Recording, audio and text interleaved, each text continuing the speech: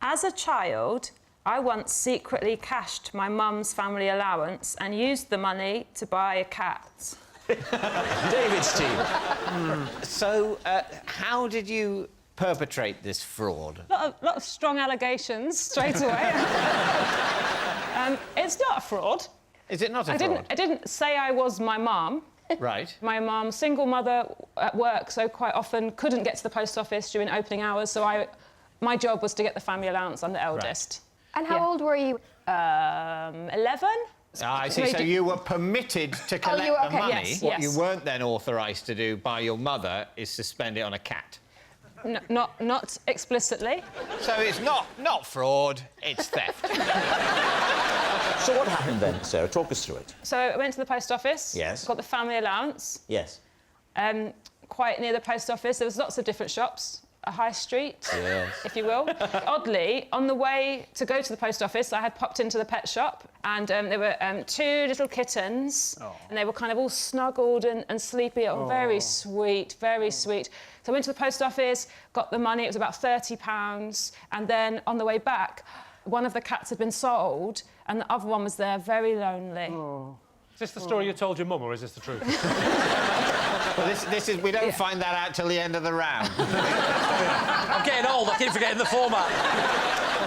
He was meowing, he was sad, and I realised that I now was holding enough money to buy him, and so I did. How did you tell your mum? I told my mum that I'd gone to the post office as instructed, picked up the family allowance. But then when I had been walking home, it had been very windy, the money had flown away. When I was looking for the money, in the grass, I found this kitten.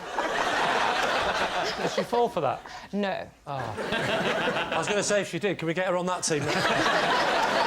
So what happened? Were you allowed to keep the cat? Well, for a very, very short amount of time, the cat was in our house, but my mum was looking for somewhere else, basically to give him away to a home where he would be properly cared for, and then she told me that he had blown away. You were only 11 and she went, oh, where's the cat? He blew away. 11 is not too young to learn the bitter lesson of how miserable life is. Can I just say this has completely ruined my card in a minute, where I will be reading out that I, in the 1990s, bought a cat off a woman in a pub for 15 quid. What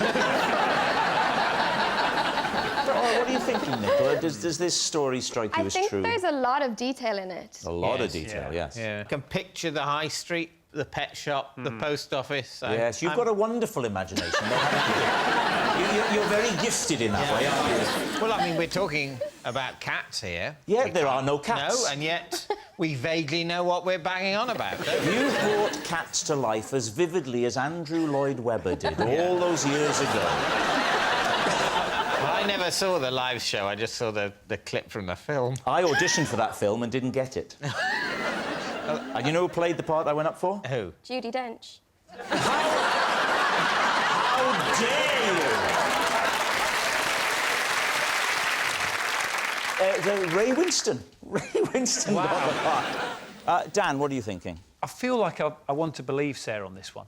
I feel there's an element of truth there. Well, I think the situation is we just completely believe this. Now, if it's a lie, there's something diabolical that Sarah has done, because we've just totally accepted it. All right. And can I just say, I'm enjoying the length of your shirt sleeves tonight.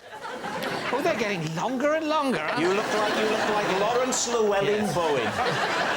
Sarah, they're saying it's true. Was it true, or were you telling a lie? Yes, it's true. Sarah really did use her mum's family allowance to buy a cat.